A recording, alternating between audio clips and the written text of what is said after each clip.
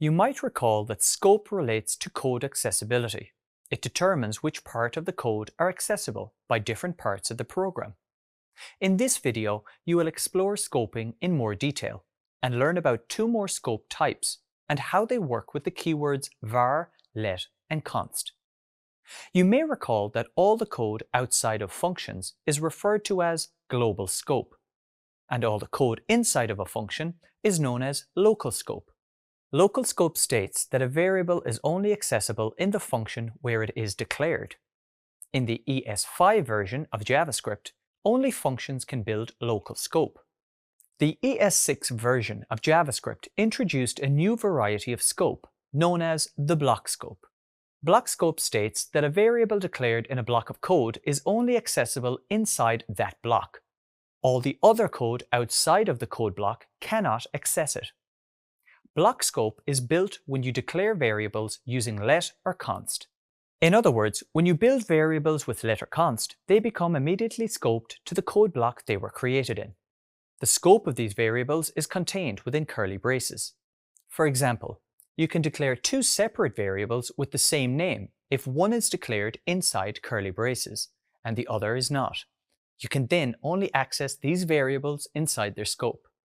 Before ES6, the only way to declare a variable in JavaScript was to use the var keyword. The var keyword is very lenient.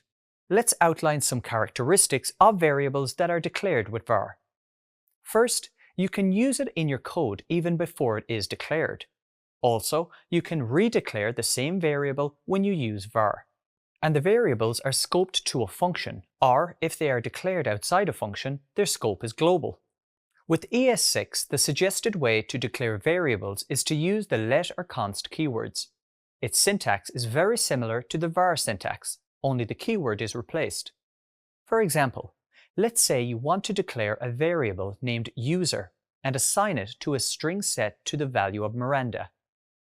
In ES5, you use the keyword var, the variable user, the equal operator, and then the string value Miranda inside double quotes. In ES6, with let and const, you use the same syntax, only changing the var keyword to either let or const. Note that the syntax is very similar. Okay, so you might be wondering what's the difference between var, let, and const.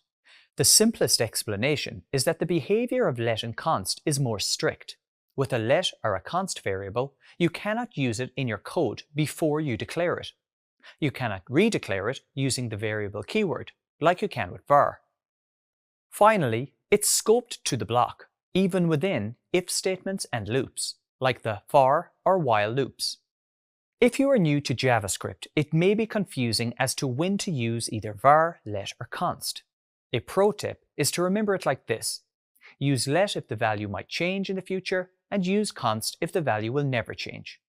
In this video, you learned how the scope of variables changes when you use the keyword var in ES5 JavaScript and when you use the keywords let and const in ES6 JavaScript. Great job!